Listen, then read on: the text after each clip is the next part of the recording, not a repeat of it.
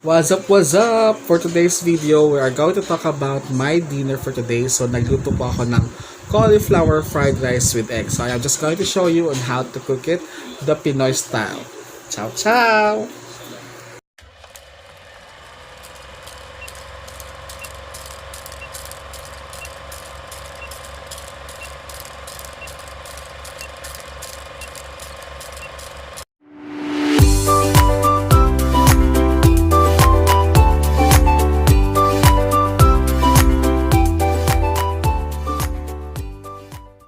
Okay, so isahin po natin ang ingredients for fried cauliflower with eggs.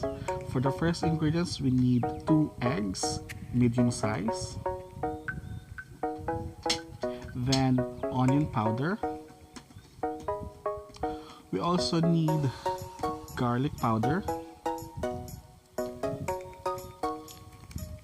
And also ground pepper. That's it. Of course, we also need the cauliflower as our main ingredients. Okay, so unahin muna natin yung itlog. I-fried muna natin siya or i-scrambled. So, ang ginamit ko dito is kailangan ko pag-iwahiwalay yung itlog para sakto siya doon sa ating fried cauliflower. So, in-scramble ko po muna siya mga kaibigan.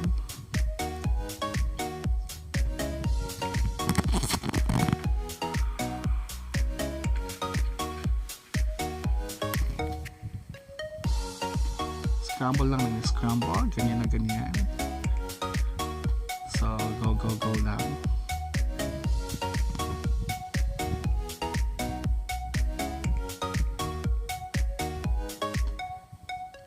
Hanggang satisfied na po kayo doon sa sizes ng inyong scrambled egg, pwede na po siyang ahunin sa inyong pagluluto. So, ginawa ko kung kaya ko pa siyang paliitin, gagawin ko po sana. So yun, nasa sa inyo naman po yung kung gaano po kaliliit yung itlog ninyo or yung scrambled egg ninyo. So after nyan, so kapag satisfied na nga kayo, ilagay nyo na sa umunang, ano nyo muna siya, i-set aside para lutuin naman natin yung cauliflower.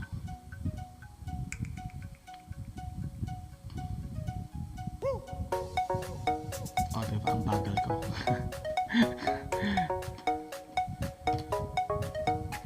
So lagyan ulit ng coconut oil. So coconut oil pang ginagamit natin kasi wala po siyang carbohydrates.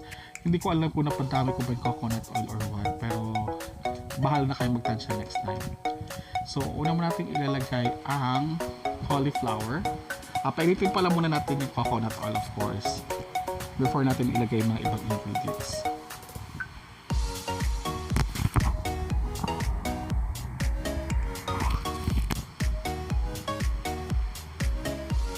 Tagal o minute, diba? So yan, patience lang tayo, patience. Tinakpan ko yung basura, baka kasi mandiri kayo, kaya dinakpan ko siya ng like button, tinakpan ko na lang.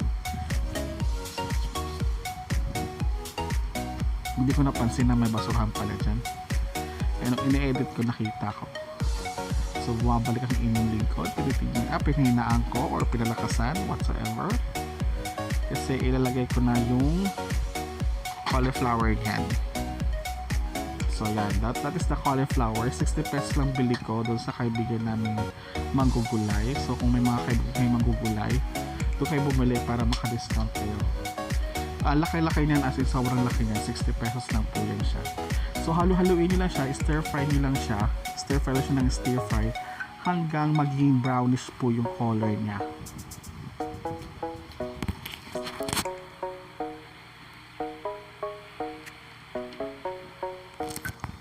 Then habang nag-stir fry kayo, check nyo din yung paminsan-minsan yung inyong apoy kung malakas ba or whatsoever. Dapat katamtaman lang kasi granules na siya, so mabilis siyang maluto. So after nyan, lagyan na natin ng mga seasoning. So ang nilagay ko lang po is asin, pinch of salt,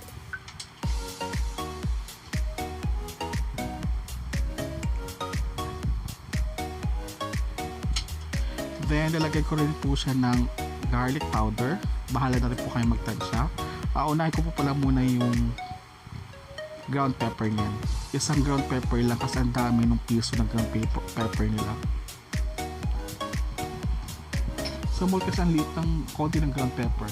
Tapos garlic powder. Hindi po ako gumamit ng garlic mismo kasi meron pa akong garlic powder, pero mas masarap po siya kung mismong fresh garlic siya. After ng garlic powder, nilagay po ako ng onion powder. Tansya-tansya lang din po. Bahala na po kayo. Then, after nyan, stir fry nyo po siya ulit. Halo-halo nyo lang po yung ingredients para po magsama-sama siya. Para mabahagi po siya, mabahagi po ng maayos yung mga ingredients. Halo-haloin nyo po ng maigi.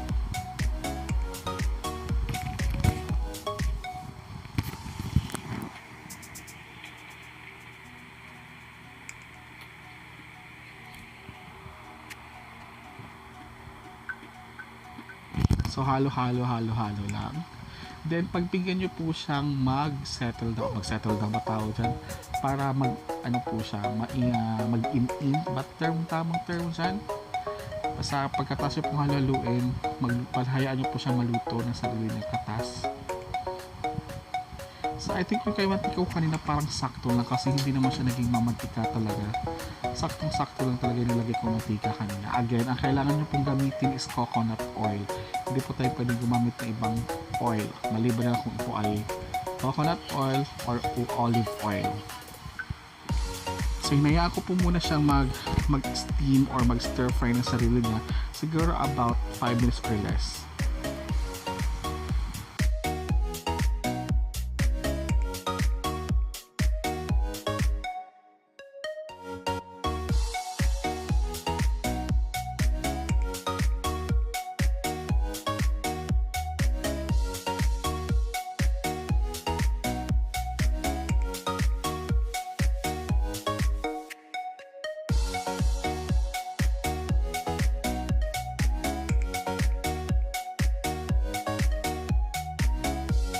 So ayan, i-ulit nyo siya, stir fry siya ulit, tapos yung mga dumidikit, tanggalin nyo siya kasi sayang naman yun.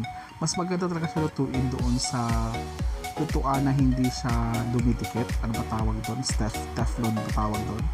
So nilagay ko na po yung itlog para mahalo po natin siya. Ang alam ko po, pwede rin nyo po siyang lagyan ng cheese. Pero make sure na ang cheese nyo ay keto friendly dapat siya. So hindi pwedeng basta-basta cheese lang. So kapag namimiss nyo yung rice, kasi wala tayong rice, mas maganda gawa na lang po kayo ng cauliflower rice kasi yung lasa niya parang rice din siya at nakakabusog talaga siya. Nilagyan ko siya konting sesame oil para maglasa lang siya na parang Japanese rice, parang ganyan. But I still need to check kung sesame oil is healthy kasi since Japanese naman siya, I think it is healthy naman. Pero I am going to double check that, okay? So, stir fry nyo lang siya, ganyan lang, tapos hanggang maluto siya.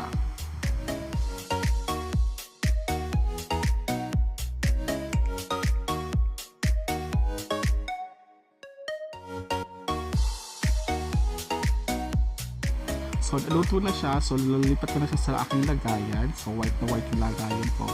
So, lilipat ko na siya sa lagayan para kakain na ako. Mas masarap po siya kainin kapag mainit. So, unahin niyo po muna yung ulam nyo before po kayo gumawa ng cauliflower rice kasi ang cauliflower rice masasarap siya kainin kapag mainit.